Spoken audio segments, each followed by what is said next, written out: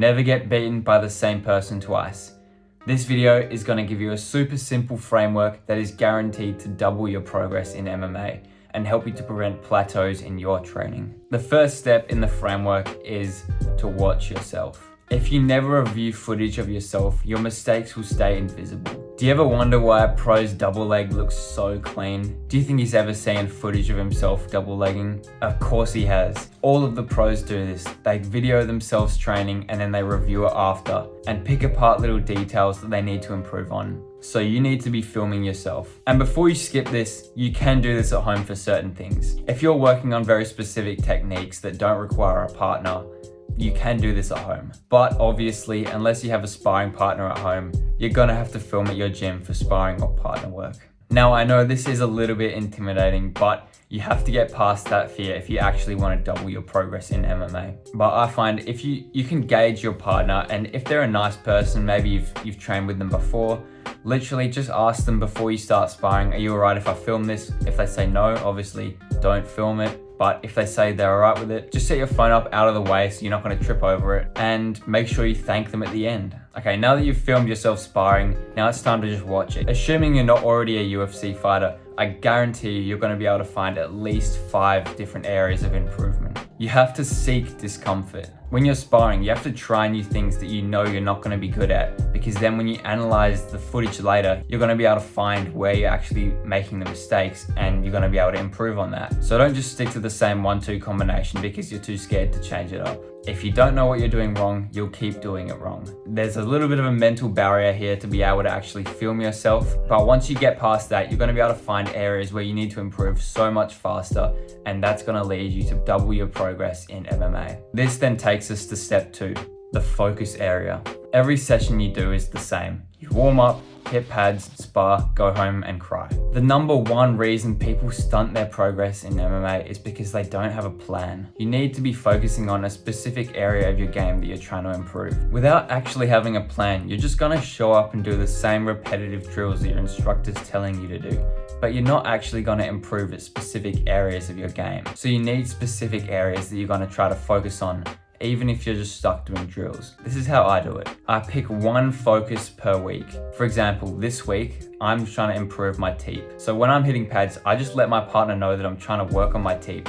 So then, well, they're gonna start showing you more teeps, you can work on that. When I hit bags, I mix in lots of teeps and realistic combinations. And when I spar, I mix in as many teeps as I can in a technical way so that I'm not just annoying my partner. It keeps them safe, it keeps me safe, and I can improve my teep. So if you've done step 1 of this framework, you should have filmed yourself first and then found an area where you want to improve on by analyzing your footage.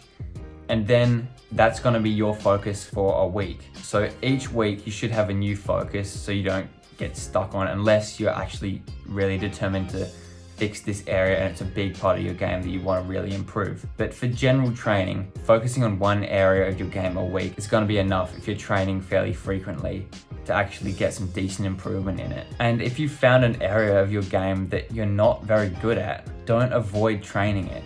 If you suck at defending takedowns, why do you keep going to boxing class? Go to wrestling class. I can't stress this enough. This is the easiest way to get better at something. If you notice you're bad at something, focus on improving that. Don't just avoid that area because it's too hard to get good at. So that's literally as simple as it is. Film yourself, find your weaknesses, focus on that weakness for at least a week, and then repeat the whole thing. Okay, this isn't really part of the framework, but this is just a bonus. You need to have your foundations. If you're going to MMA sparring and you've never gone to a wrestling class in your life, what are you doing there? Obviously, you're not going to be good at wrestling. So make sure you have basics first and your foundations before you start going in. Otherwise, it's going to be too overwhelming. There's going to be so many errors. Focus on one basic, for example, boxing.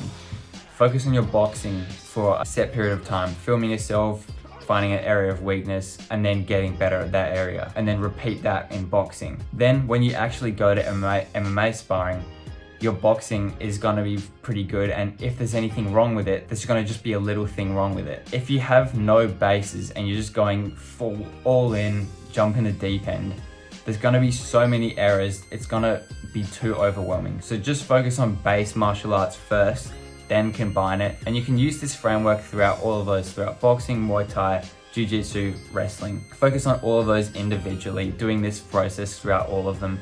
And then when you come to combine it, there's not going to be huge areas in your game. Simply put, film yourself, find out what you suck at, and then focus on that area for at least a week or until you've improved at it. I hope that this literally 2-step process can give you some success and help you to get back on track so you can be improving at the rate that you should be improving at in your MMA training. If you want to see more straight to the point videos like this from a small YouTuber centered around helping you improve at MMA around other life commitments such as work and university, consider subscribing. Thanks for watching.